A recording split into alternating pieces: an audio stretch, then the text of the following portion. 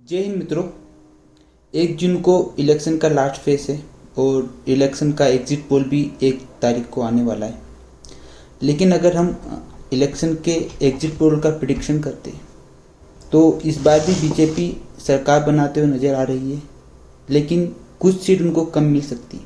अगर हम 2014 की बात करते तो बीजेपी को 282 सीट्स मिली थी और कांग्रेस को 44 सीट्स मिला था, और यहाँ पर बीजेपी ने सरकार बनाया था 2014 में।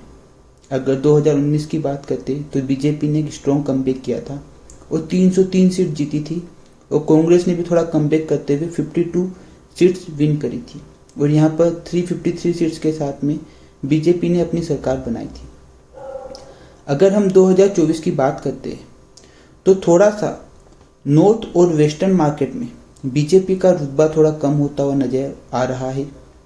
यहाँ पर बीजेपी को 25 से लेकर 30 सीट कम आने का अनुमान है, क्योंकि नॉर्थ और वेस्टर्न रीजन में थोड़ा ओपोजिशन बहुत ही स्ट्रॉन्ग है।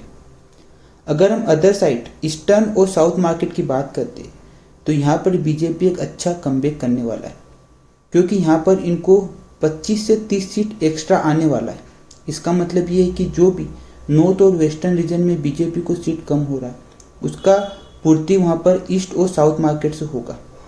अगर हम देखें तो साउथ मार्केट में बीजेपी एक अच्छा अपना होल्ड बना रहा है। अगर हम ईस्टर्न मार्केट की बात करते तो बंगाल और ओडिशा 2019 में बीजेपी ने कमबैक किया था, और बंगाल में 18 सीट्स विन करी थी आउट ऑफ 42, और ओडिशा में 8 सीट्स विन करी थी आउट ऑफ 21।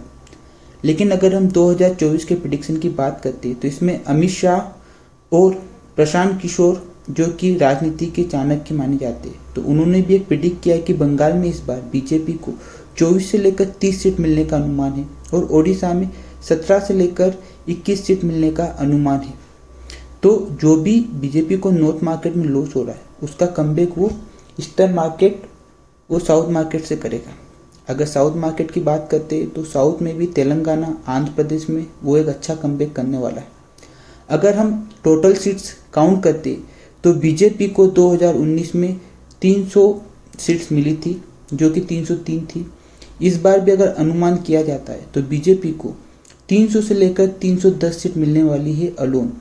उनका नॉर्थ वेस्टर्न का कमबैक साउथ और ईस्ट से हो रहा है, तो ये तो क्लियर कट है कि बीजेपी को 300 सीट से लेकर 310 के बीच में मिलने वाली है, और एनडीए को 20 से लेकर 30 सीट मिलने का अनुमान है।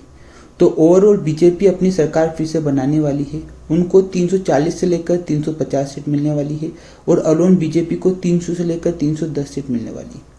अगर आप न्यूज़ चैनल्स देख रहे हैं तो कोई भी पॉलिटिक्स का बड़ा एनालिटिक्स ये नहीं बोल रहा कि बीजेपी सरकार नहीं बना रही, वो सब सिर्फ यही बोल रहे कि बीजेपी सरकार बना रही, लेकिन इस बार उनको सीट कम मिलेगी। उनके एनालिटिक्स में एक चीज़ गलत हो रही है कि वो लोग ये तो सही बोल रहे हैं कि नॉर्थ वेस्ट रीजन में उनको सीट कम मिलेगी, लेकिन वो ये प्रिडिक्ट नहीं कर पा रहे कि साउथ और ईस्ट मार्केट में बीजेपी एक अच्छा स्ट्रॉन्ग अपहोल्ड कर रहा है, जिससे कि उनको वहाँ पर एक बहुत ज़्यादा सीट मिलने वाली है। ओवरऑल बीजेपी गवर्नमेंट फिर से सरकार बनाएगी, मोदी जी फिर से 3rd टाइम देश के प्रधानमंत्री बनेंगे, और ये चीज़ अपने देश के लिए बहुत ही अच्छी है, क्योंकि 10 साल में मोदी जी ने जो देश के लिए किया है कोरोना का एक ड्रॉबैक के साथ में, वो बहुत ही बड़ी उपलब्धि है देश के लिए। और इसी के साथ हमारे मोदी जी दुनिया के वर्ल्ड के टॉप लीडर्स में भी जाने जाते हैं। अगर देश का प्रधानमंत्री टॉप लीडर है तो हमारा देश भी टॉप लीडर है। इसी के साथ हमारा फाइनल वर्डिक्ट है कि बीजेपी को मिलेगी 300 से लेकर 310 सीट, एनडीए को मिलेगी 330 से लेकर 340